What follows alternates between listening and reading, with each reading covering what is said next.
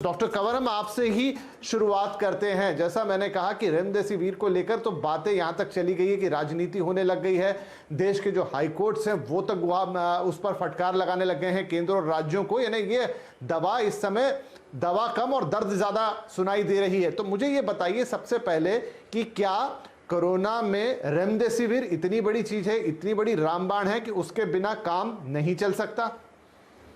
बिल्कुल नहीं। Sorry to से कि इसको it is a very over hype drug. जितनी इसकी वैल्यू है उससे कहीं बढ़ चढ़ के इसकी इंपॉर्टेंस बन गई है, जबकि यूएसए में तो शायद ये अब आगे यूज भी नहीं की जाएगी।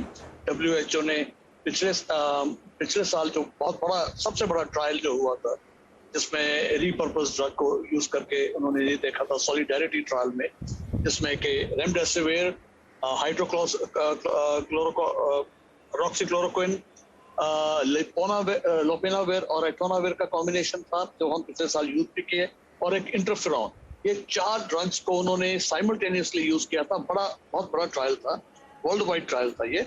और उसमें एंड में रिजल्ट ये निकल के आया था कि there is no effect on ventilation, के वेंटिलेशन डेज पे या आईसीयू स्टे पे या हॉस्पिटल स्टे पे या टोटल मोर्टेलिटी पे कि कितने लोग बच पाए इन दवाइयों के यूज से।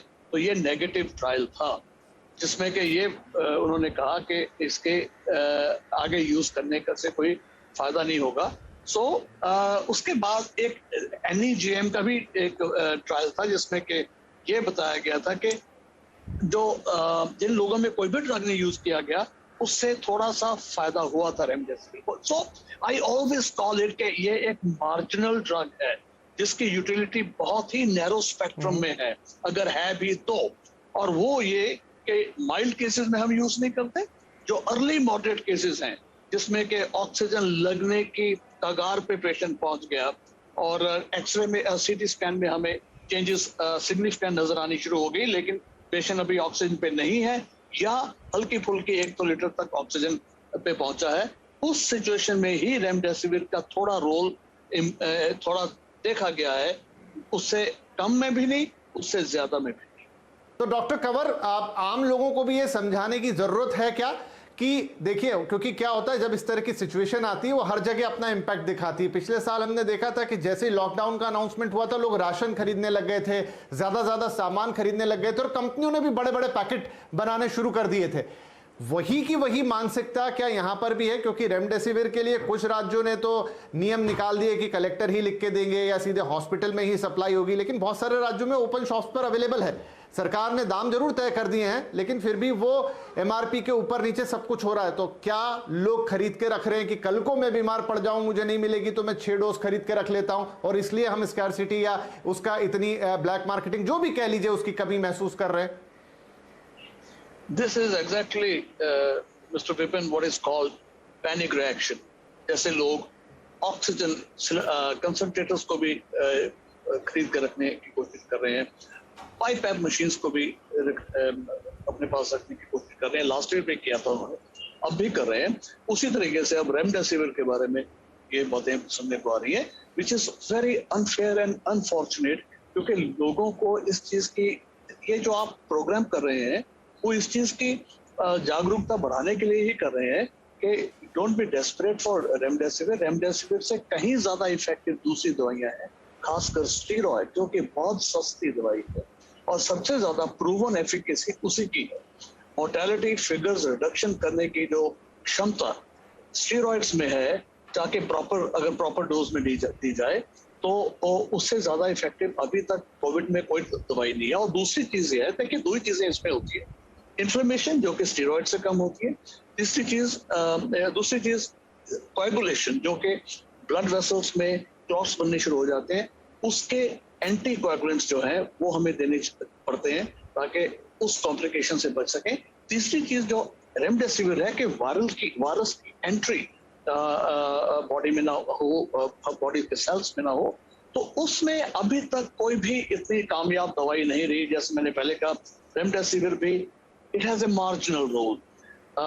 लोपेनाविर, रिटोनाविर जो कि एंटीवायरल ड्रग्स है, और HCQ जो कि एंटीवायरल ड्रग थी, पिछले साल लोग HCQ इकट्ठे करके जा रहे थे सैकड़ों गोलियां HCV की खरीद के घरों में रख रहे थे, वही हिसाब रेमडेसिविर से हो गया। पर remdesivir is an expensive drug, महंगी दवाई है और लोगों को मौका मिल गया इसमें होर्डिंग करने का और ब्लैक मार्केटिंग करने का, which is shameful and very unfortunate. लेकिन आई स्टिल परसिस्ट कि remdesivir is a marginal drug to be used very carefully in selected group of patients, और पब्लिक के माइंड से ये, दिमाग से ये चीज निकल जानी चाहिए कि अगर रेमडेसिविर नहीं मिलेगी तो मेरे पेशेंट को पता नहीं क्या हो जाए। ये गलत बात है जी। और ऐसी बिल्कुल आप सही कह रहे हैं। और डॉक्टर साहब, बहुत दुख की बात है कि ऐसी ऐसी कहानियां सुनने में आती हैं, हम तक कई खबरें ऐसी पहुंचती हैं, मैं नाम नहीं ले सकता, नाम लेके नहीं बता सकता, लेकिन कल ही एक सज्जन ने रेमडेसिविर के 2 डोज 60,000 रुपए में खरीदे। अब ये अंधेरगर्दी नहीं कहेंगे, ये मजबूरी का फायदा उठाना नहीं कहेंगे, तो क्या कहेंगे? एक ट्रिपल म्यूटेंट वेरिएंट की बात होने लगी, अब अभी तक तो डबल म्यूटेंट वेरिएंट की बात हो रही थी सर, अब ये तीसरा वाला भी आ गया है, क्या ये डबल के मुकाबले और ज्यादा खतरनाक है? इट इज पॉसिबल, क्योंकि डबल म्यूटेंट में क्या होता है कि म्यूटेंट वायरस, 2 म्यूटेंट वायरस एक ही वायरस में अपने आप को जमा लेते हैं, तो उसकी जो शेप होती है वायरस की वो थोड़ी ऑल्टर हो जाती है। अगर एक म्यूटेंट होगा तो कम ऑल्टर होगी, 2 म्यूटेंट होंगे तो ज्यादा ऑल्टर होगी, 3 म्यूटेंट होंगे, ट्रिपल म्यूटेंट होगा और भी ज्यादा ऑल्टर होगी।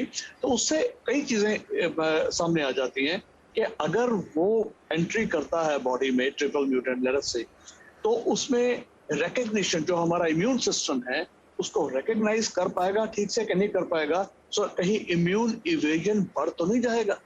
अगर हमारा ऑलरेडी हमारे बॉडी में वायरस है या पहले बीमारी हो चुकी या हमने वैक्सीन ले रखी हुई है, तो वैक्सीन जो बनाई गई है वो पुराना वुहान वायरस के बेस पे बनाई गई थी। अब इतनी म्यूटेशंस के बाद में उसमें इतनी चेंजेस आ रही हैं कि वैक्सीन वालों को भी ट्वीक करना पड़ेगा, उसको मॉडिफिकेशन करनी पड़ेगी। जीन सीक्वेंसिंग लगातार बहुत लार्ज स्केल पे होनी चाहिए ताकि वो हम वैक्सीन को ट्वीक करके जो नए म्यूटेंट्स आ रहे हैं, अभी ट्रिपल म्यूटेंट आगे आ रहा है, और भी कई तरीके के म्यूटेंट बन रहे हैं, तो इन सबको कंट्रोल करना बहुत जरूरी है। और जितनी ज्यादा म्यूटेशन अगर एक ही वायरस में हो चुकी है तो उसमें ज्यादा पॉसिबिलिटी है कि ट्रांसमिसिबिलिटी भी ज्यादा हो जाए और ये भी डर है कि उसकी सिवियरिटी भी ज्यादा हो।